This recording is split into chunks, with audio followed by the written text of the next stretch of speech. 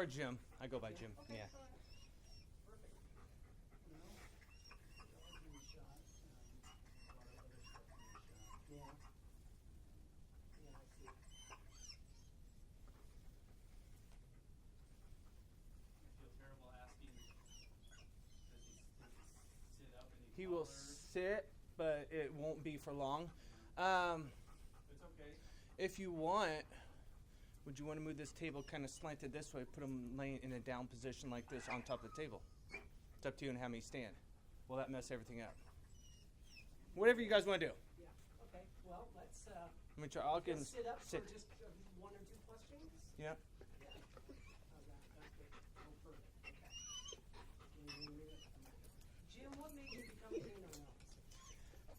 I've been in law enforcement for approximately 15 years prior to being canine, and just seeing on the job the roles that canines play for law enforcement as an effective tool for finding people, and then also realizing that canine is a very effective tool to reach out to the public. As everyone knows, there's a lot of bad press about law enforcement nowadays in the media. With a canine dog, going out to every single call I go on to, majority of the time people say, do you have a police dog? And I tell them yeah, and I bring them out and talk to them and show them. And it's just a good way to bond with the community. So, Great. And Sit. what is your dog's name? off. Off. Off. Los. Sit. My dog is named Cash. He is a 16-month-old German Shepherd. So we've been working together for about 5 months now. Okay. And have you already gone through your training? Mm-hmm. Yeah, when I started in October with him, we went through 6 weeks of training. That was just to get initially certified as a canine handler with him. And we do weekly training after that, and then but there's daily training that goes on. And he is just so rambunctious. He's 16-month-old, and so he still thinks he's a puppy. So much energy. Like a 2-year-old. Yes, yes. Yeah. So now, does Cash live with you and your family? Cash does. We take them home with us. They live with us. It's up to us whether or not we determine if they're a house pet or if they're outside. Majority of officers, we have a special, huge bond with our canines. But when it comes down to it, he is a work tool. So most of us do not have them as a house pet. They're outside in their kennel, and that just helps them keep primed for work when the time comes. Los. And I know you work with your dog in the field, and have you also worked with our chaplains? Is there any time where you've worked with our chaplains in the field where the chaplains have made a beneficial impact on a call out with you? You know, to answer that question, there's so many times that the chaplains have helped us out there in the field. Like I said, prior to being canine, I was an officer for 15 years in the department. Having the chaplains there it's a godsend, huge tool for us, and it's a benefit. When we have a major incident where somebody is injured or they may have been killed, we call the chaplains out there, and they can deal with the family. Therefore, we have to do our investigation. Sometimes the public, we're there to help them. Sometimes they don't like talking to us. Sometimes the chaplains go in there as an effective tool, help soften them up. They see that the Sacramento chaplaincy, they still connect them with the sheriff's department, but when you have a chaplain there who's caring for them, who's just there to listen, to support them, it usually opens them up to where they're more cooperative with us. They'll give us more information. They'll help us out during our investigation. The chaplains, they're a buffer to when, like I said earlier, there is a lot of negative media towards law enforcement. Chaplains get there and they say, hey, I'm here, chaplain, what can I do for you? It takes a load off our shoulders, and it also helps the victims and the families of the victims. So that right there is more towards the public side. For officer side, anytime we have a major incident, it may just be an officer's affected by an incident. The chaplain's there if we want to talk to him. If we have an officer involved shooting, or if we have an officer get hurt on duty, the chaplains are always there first thing. We call them up. They never ask any questions. They'll come out no matter what. When they're there, they're asked, how can I help? What can I do for you guys? I have a specific incident that I've had before where the chaplain in the chaplain academy, there's a certain section on crime scenes that I've gone in there and I've instructed to all the chaplains for a couple academies. Went in there, did that course action, got good reviews on it.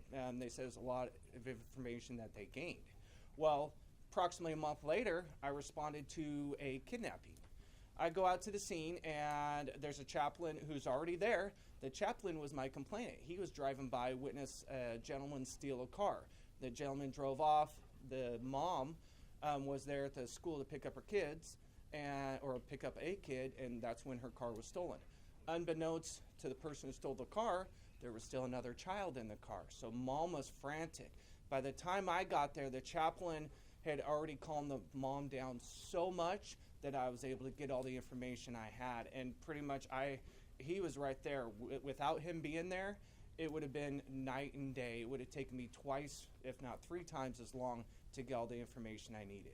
And it's just the amount of information he was to provide to me regarding the incident as a witness. He said that went back to the crime scene demonstration or lecture that he had in his academy.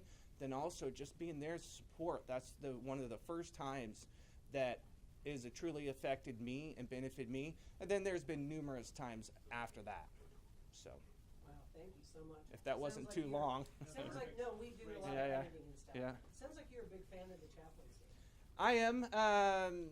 One thing I love about our department, it is very pro-chaplain, and it's, even though it's a government entity, it's faith-based. How many swearing-ins do we have a prayer? How many funerals do we have a prayer? That's one thing I like for people who do have religious beliefs. I just think it's a benefit more than that. Fantastic.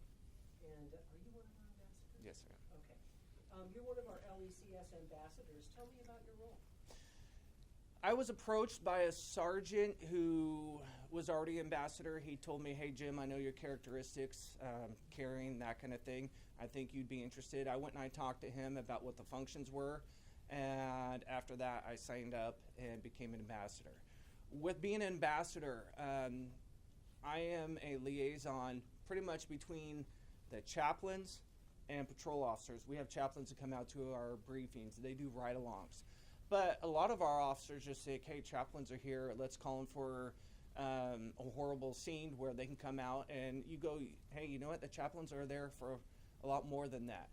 The chaplains that have done ride-alongs for me, I built relationships to where they come out. They'll see me out on a scene.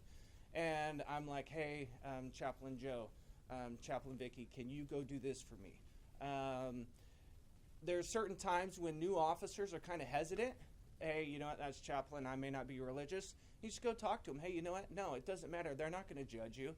They are here for you. Whatever you want to vent to them in the car, whatever you guys talk about, doesn't go outside the car. So if you're telling them you're having a hard time with A, B, and C, they're going to, if you want advice, one, they're going to be a listening ear, or two, if you want them to give you kind of advice, some mentoring back, they're here for that. Fantastic. Great. Los. I think that covers my questions. Did you get Off. You got the dog on some of it? Okay. All right. Los. Try just one more of him saying his name and his dog's name and how long we worked together with the dog up kind of closer in the frame. You want me kneeling down and doing that? Yeah. Oh, yeah, that'd be great. Los. Sit. Heel. Heel. See, brand new. He's already destroying it. Yeah, I bet. Heel. He's Sit. Sit. I wonder how I should stay. In fact, you know what? Stay. When do you want to hold this? And he may even look at you. It's kind of salami. attack me. No, I won't let him. Stay. Stay. Sit. What happened to Chaplain City? Well, it's a long story. Hush. So, hush. Do you want to introduce myself or just say it? Galavich, yeah. Hush! No. Deputy Galovich, what's your dog's name? My dog is named Cash. We get to name our dogs, and I named him just after one of a singer that I liked. He is a 16-month-old German Shepherd. We've been partnered since October is when we received him. We went through a 6-week certification and started hitting the streets in November, and we've been partnered ever since. He lives with me at home. I take him home every single day. He is an outside dog because when he wants to go potty, he's going to go potty, whether it's inside or not. But he's a 16-month-old, so he has a tremendous amount of energy. His drive is just awesome. One of the best partners I've ever had. He specializes in patrol protection, locating of suspect missing people, and then also article evidence detection too. Awesome. How old is he? You said 18 months old? He is 16 months old. So yeah, we've had him since he's 11 months old, and he's showing a lot of characteristics that he's going to be a good working dog. All right. Thank So, you all very right. much. Will you hold just for a second? I want to reframe and get a close-up just of Cash. Yeah. And you can Sit. kind of be Stay. Hold on. pegging him, Hold on. talking to him. It's really Stay. nice Off. job, Cash. Stay. Hold on. Stay. Sit. No. Hold on. I guess we do this photo ops all the time. Heel. Heel. Sit. Stay. Stay.